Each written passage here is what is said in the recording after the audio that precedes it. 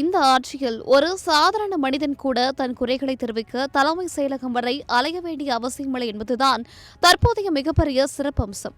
மக்களுடன் அரசு என்ற உன்னத திட்டத்தின் கீழ் உங்கள் வீட்டு வாசலுக்கே அரசு சேவைகளை கொண்டு வரும் நோக்கில் முதலமைச்சர் அலுவலகம் பல அதிரடி மற்றும் நவீன வழிமுறைகளை ஏற்படுத்தியுள்ளது.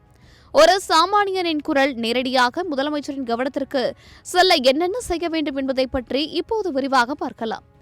முதலில் இணைய வசதி கொண்டவர்கள் தங்கள் குறைகளை பதிவு செய்ய முதல்வரின் முகவரி என்ற பிரத்யேக இணையதளம் மிக சிறந்த பாலமாக செயல்படுகிறது. cmhelpline.tnega.org என்ற இணைய முகவரிக்கு சென்றோ அல்லது உங்கள் ஸ்மார்ட் போனில் TNCM ஹெல்ப்லைன் சிட்டிசன் என்ற செயலியை பதிவிறக்கம் செய்தோ மிக எளிதாக உங்கள் புகார்களை பதிவு செய்யலாம். இது முழுக்க மக்களுக்காக உருவாக்கப்பட்ட ஒரு டிஜிட்டல் தளம். ஒருவேளை உங்களுக்கு இணையத்தை பயன்படுத்த தெரியவில்லை என்றால் கவலைப்பட தேவையில்லை. தமிழக அரசின் கட்டணமில்லா உதவி எண்ணான 1100 தொடர்பு கொண்டு உங்கள் கோரிக்கைகளை வாய்மொழியாகவே பதிவு செய்யலாம். இந்த சேவை அரசு விடுமுறை நாட்கள் உட்பட காலை 7 மணி முதல் இரவு 10 மணி வரை செயல்படும் என்பது குறிப்பிடத்தக்கது.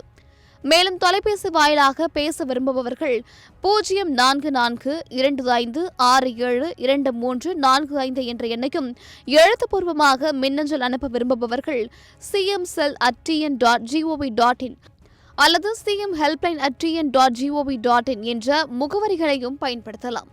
பட்டா மாறுதல், குடிநீர் வசதி, சாலை வசதி, மின்சாரம் அல்லது மருத்துவம் என எந்த துறை சார்ந்த தனிநபர் பிரச்சனையாக இருந்தாலும் தகுந்த ஆதாரங்களுடன் நீங்கள் புகாரை பதிவு செய்யும் போது அது உடனடியாக உரிய அதிகாரிகளுக்கு அனுப்பப்படும்.